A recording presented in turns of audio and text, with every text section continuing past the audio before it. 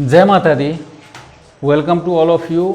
आज हम लोग 11th क्लास का सबसे पहला क्लास ज्वाइन किया हूँ।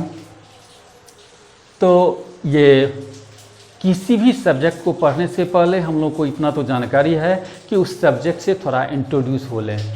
यानी जैसे हम लोग अपने पर्सनल लाइफ में कहीं पर हम लोग जाते हैं अनजान बन के, या कहीं से कोई अनजान व्यक्ति मेरे यहाँ आता है, तो सबसे पहला मेरा वर्क रहता है कि हम लोग उससे इंट्रोड्यूस हो लें।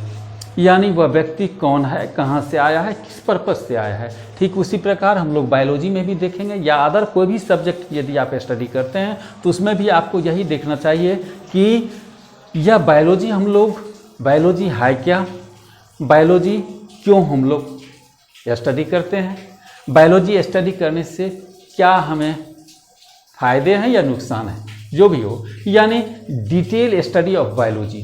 अभी हम लोग जो पढ़ने जा रहे हैं बायोलॉजी, इसका मेन एम है कि यह किसी एक पर्पज़ से नहीं, मैं चाहता हूं कि यह बायोलॉजी हमारे जो छात्र पढ़ें, चाहे वो छात्र नीट मेडिकल के प्रिपरेशन करते हों अथवा स्कूल एग्ज़ाम के प्रिपरेशन करते हों, अर्थात अदर किसी भी कॉम्पिटिटिव एग्ज़ाम के प्रिपरेशन में हो, वो उन सबों के लिए यह फ़ायदेमंद रहेगा।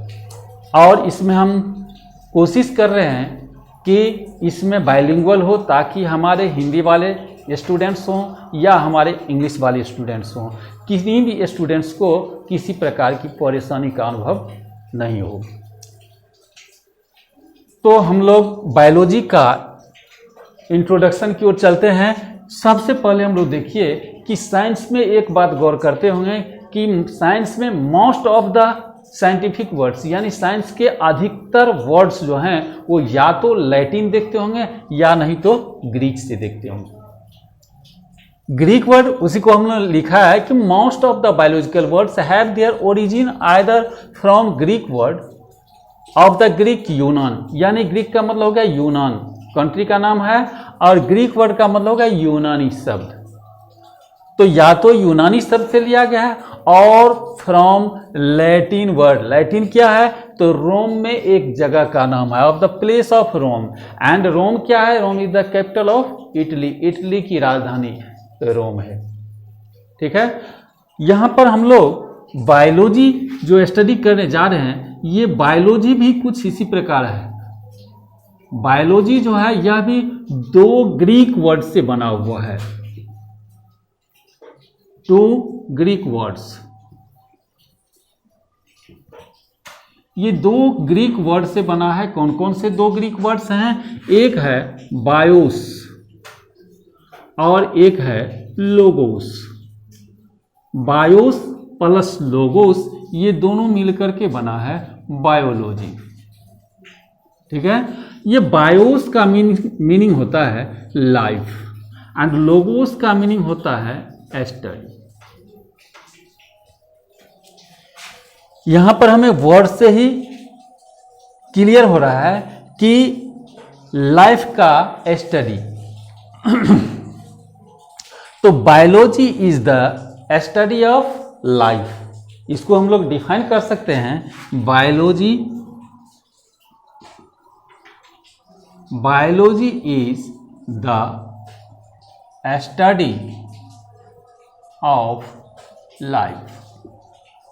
बायोलॉजी जो है वह लाइफ के स्टडी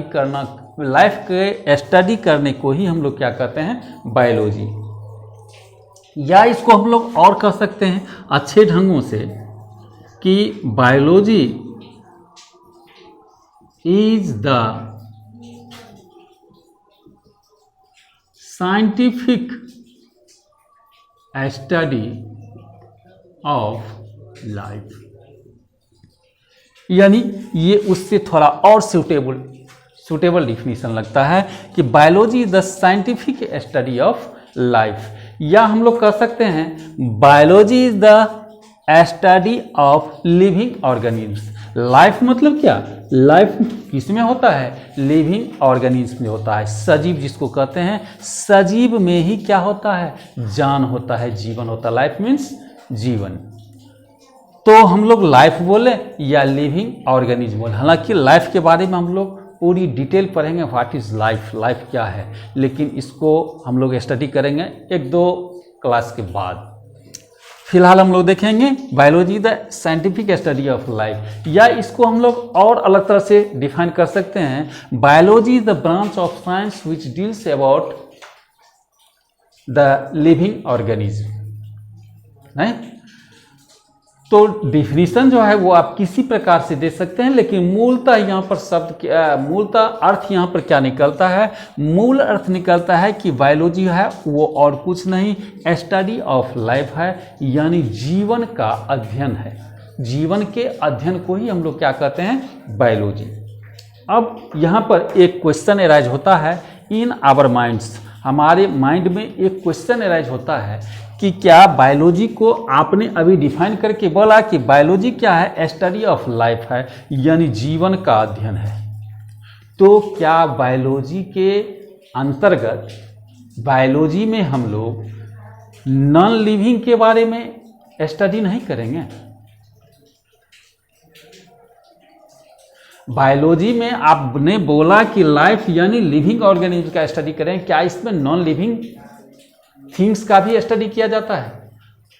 तो आप बोल सकते हैं क्लियरली कि हाँ भाई इसमें नॉन लिविंग थिंग्स का भी स्टडी किया जाएगा। तो फिर यहाँ पर कंट्राडिक्शन हो जाता है कि जब नॉन लिविंग का भी इसमें स्टडी किया था तो फिर इसको बायोलॉजी आपने क्यों क्या कहा? आपने इसको बायोलॉजी क्यों कहा? बायोलॉजी का मीनिंग तो होता है स्टडी ऑफ लिविंग ऑर्गेनिज्म। नहीं, यहाँ पर पूरे सभी नॉन लिविंग थिंग्स का स्टडी नहीं किया जाएगा, लेकिन उतने नॉन लिविंग थिंग्स का स्टडी किया जाएगा जितने नॉन लिविंग थिंग्स जो हैं वो अफेक्टेड देम, जिसके द्वारा लिविंग ऑर्गेनिज्म जो होता है वो अफेक्टेड होता है। मतलब ऐसे नॉन लिविंग थिंग्स जिसका लिविंग थिंग्स के साथ इंटरेक्शन हो। As for example you can feel कि हमारे चारों ओर मतलब हमारे सराउंडिंग्स में क्या है, इन्वायरमेंट है, और इन्वायरमेंट में ढेर सारे नॉन लिविंग थिंग्स पड़े हुए। क्या हमें अपने लाइफ को सरवाइव करने के लिए उन नॉन लिविंग थिंग्स से इंटरेक्शन नहीं है? क्या हमें उन नॉन लिविंग थिंग्स की ज़रूरत नहीं है? तो हम लोग कह सकते हैं कि ज़रूर है। जैसे एग्जाम्पल में हम लोग ले सकते हैं कि एयर क्या है, नॉन लिविंग थिंग्स है ये, लेकिन बिना एयर के हम लोग जिंदा रह सकते हैं, सरवाइव कर सकते हैं? No. Water non living things है, लेकिन हम लोग को चाहिए। जैसे आपने अभी ये फूड न्यूट्रिएंट्स में देख रहे हैं, कार्बोहाइड्रेट हुआ, प्रोटीन हुआ, फैट्स हुआ, ये सभी क्या हैं? ये सभी केमिकल्स जो हैं वो भी क्या है, नॉन लिविंग्स। और इन नॉन लिविंग्स पर हम लोग डिपेंड करते हैं। सो ऐसे नॉन लिविंग थिंग्स जिसका हमें ज़रूरत है, जिसका हमें किसी भी ऑर्गेनिज्म के लिए या किसी भी ऑर्गेनिज्म को लाइफ को सरवाइव करने के लिए अगर उसकी ज़रूरत है तो उसकी स्टडी भी हम लोग बायोलॉजी के अंतर्गत करेंगे। सो बायोलॉजी के अंतर्गत हम लोग कुछ नॉन लिविंग थिंग्स का भी स्टडी करते हैं। ठीक है, अब इतना जब हो गया बायोलॉजी में, तो अब हम लोगों को एक चीज़ और जानना होगा कि ये तो बायोलॉजी में कुछ जानकारी लिया, अब हम लोग इंट्रोडक्शन लेते हैं तो सबसे पहले उसके पापा का नाम पूछते हैं ना। तो यहाँ पर भी हम लोग इसके पापा का नाम जानेंगे कि what is the father of biology. तो फादर ऑफ बायोलॉजी कौन है? Father of biology, father of biology किनको कहा जाएगा? इनको कहा जाता है एरिस्टोटल। एरिस्टोटल, जिसको हम लोग हिंदी में लिखते हैं अरस्तु। Aristotle is the father of biology. ये लगभग बात है 384 BC, यानी बिफोर क्राइस्ट।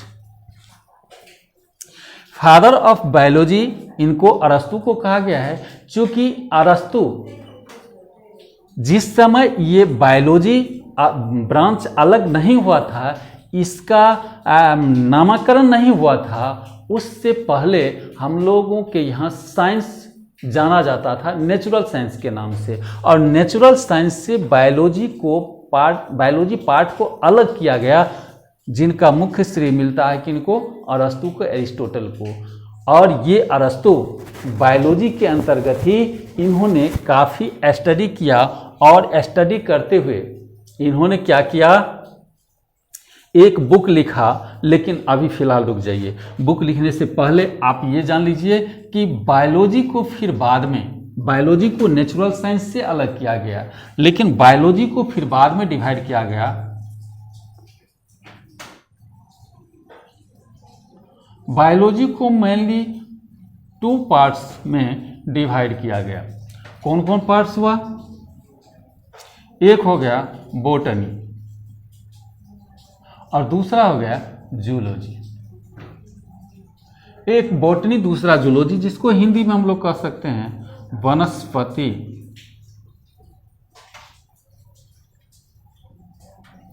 वनस्पति विज्ञान कहिए या शास्त्र कहिए, चलता है सभी कुछ।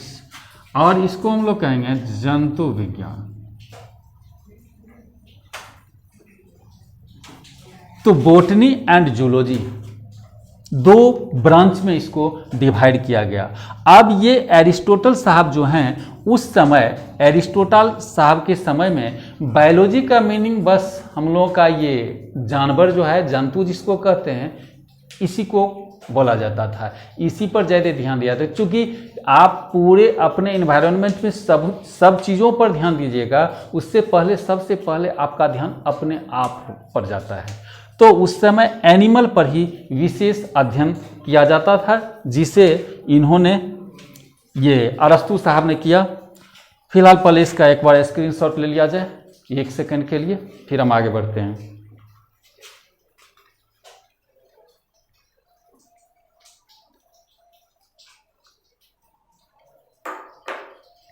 ओके, तो इसको हम लोग मिटाते हैं।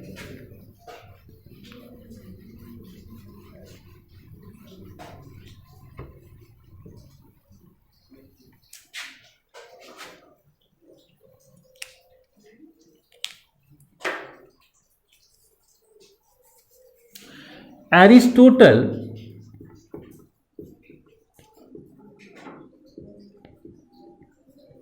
wrote a book, Historia Animalia. Historia animalia एक बुक लिखा। किसने लिखा? एरिस्टोटल ने। और इसमें and in which he described about 500 animals। देखो भाई, राइटिंग गड़बड़ा रहा है, कोई बात नहीं है। About 500 animals in which he described about 500 animals। Aristotle ने एक बुक लिखा जिनका नाम था हिस्टोरिया एनिमेलिया, और and in which he describe about 500 animal, जिसमें उन्होंने 500 जानवर के बारे में अध्ययन करके लिखा। इसीलिए, या इसको कह सकते हैं 10 Aristotle is the father of zoology also। इसीलिए एरिस्टोटल को फादर ऑफ जूलॉजी भी कहा जाता है। अभी आपने क्या देखा? फादर ऑफ बायोलॉजी कौन? Aristotle. And father of zoology भी कौन? एरिस्टोटल। इसके बाद जब इन्होंने ये जूलॉजी का स्टडी करने लगा, उसी समय की बात है, इनका एक शिष्य कहिए या स्टूडेंट्स कहिए, जिनका नाम था थियोफ्रेस्टस।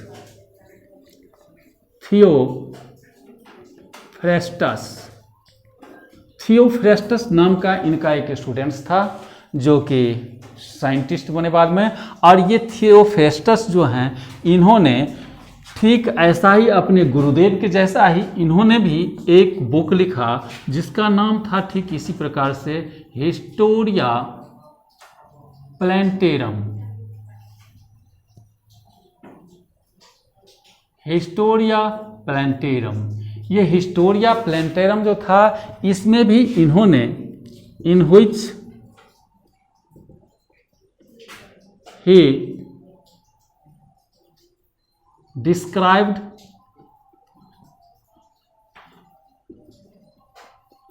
about 500 plants। इसमें इन्होंने 500 प्लांट्स के बारे में लिखा। So Theophrastus is also called a father of botany. Theophrastus को कहा गया बॉटनी का पिता, यानी वनस्पति विज्ञान का पिता। यहां तक इसको एक स्क्रीनशॉट ले लिया जाए।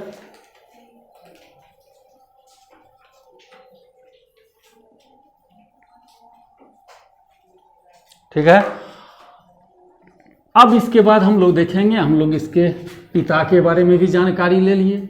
बायोलॉजी शब्द जो है वो कैसे बना है, इसका कैसे फॉर्मेशन हुआ है, ये भी देख लिया। लेकिन एक बात मेरे माइंड में फिर उपज रहा है, या मेरे माइंड में बार बार जो है वो हिलोरें मार रही है कि ये बायोलॉजी वर्ड जो है, ये वर्ड दिया किसने? बायोलॉजी शब्द जो है यह किसने दिया? ये तो समझा कि ये दो ग्रीक वर्ड से मिलकर के बना, लेकिन ये दो ग्रीक वर्ड किसने जोड़ करके इसको बनाया? नहीं, तो इसमें हम लोग देख सकते हैं the term biology, the term biology was given by a French scientist, इनको साइंटिस्ट कहिए या इसको नेचुरलिस्ट कहिए, या फिर इनको बायोलॉजिस्ट कह सकते हैं। ए फ्रेंच साइंटिस्ट, नेचुरलिस्ट या बायोलॉजिस्ट कौन थे? उनका नाम था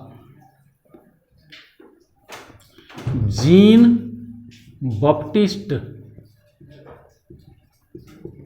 डी लेमार्क। एंड इतना नहीं, एक साइंटिस्ट थे कौन? Gene Baptist D Lamarck, and दूसरा साइंटिस्ट थे एंड ए जर्मन साइंटिस्ट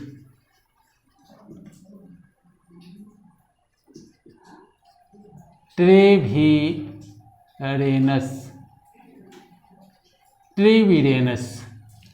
यानी दो साइंटिस्ट ने, एक gene Baptist D Lamarck, in short form सीधा लेमार्क, एंड दूसरे थे ट्रेविरेनस। ये दोनों ने मिल करके इस बायोलॉजी वर्ड को दिया। कितना में? इन 1802 ईस्वी में ये दोनों ने मिल करके इस बायोलॉजी टर्म को दिया, बायोलॉजी शब्द को दिया।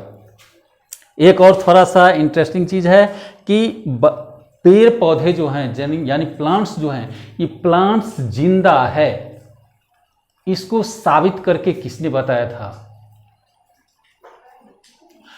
प्लांट्स जो है वो भी लिविंग्स है, इसमें लिविंग के जैसा सभी कुछ है, ऐसा साबित करके बताया था कौन?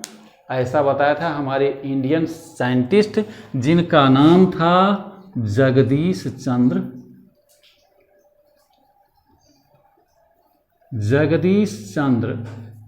बोस। जगदीश चंद्र बोस ने एक क्रेस्पोग्राफ नाम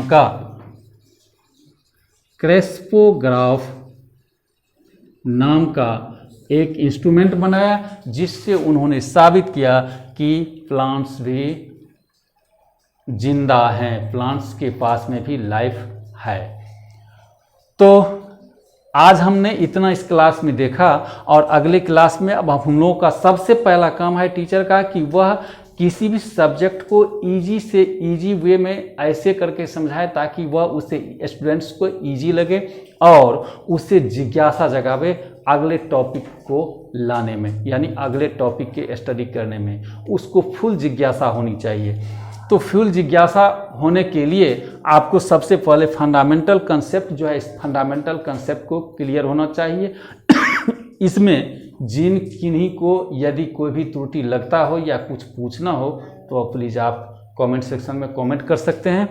और इससे अगला जो है टॉपिक्स हम लोग डिसाइड करेंगे अगले क्लास में, और ग्रेजुअली हम लोग टॉपिक बाय टॉपिक कहीं से कहीं अगर पढ़ेंगे तो दिक्कत होगी, कुछ पता नहीं चलेगा। इसलिए हम लोग सबसे पहले इस बायोलॉजी को इंटरेस्टिंग बनाएं। जो बायोलॉजी अब हम लोग देखेंगे कि बायोलॉजी हम लोग पढ़ते क्यों हैं, बायोलॉजी स्टडी क्यों करते हैं, या जिस समय इन्होंने ये एरिस्टोटल साहब थे, इन्होंने बायोलॉजी को क्यों स्टडी किया, बायोलॉजी को इतना क्यों डीपली पकड़ा। ठीक है, तो अगले क्लास में हम लोग ये देखेंगे कि बायोलॉजी का स्टडी हम लोग क्यों करते हैं। We study the biology why। तो आज के लिए थैंक यू, जय माता दी।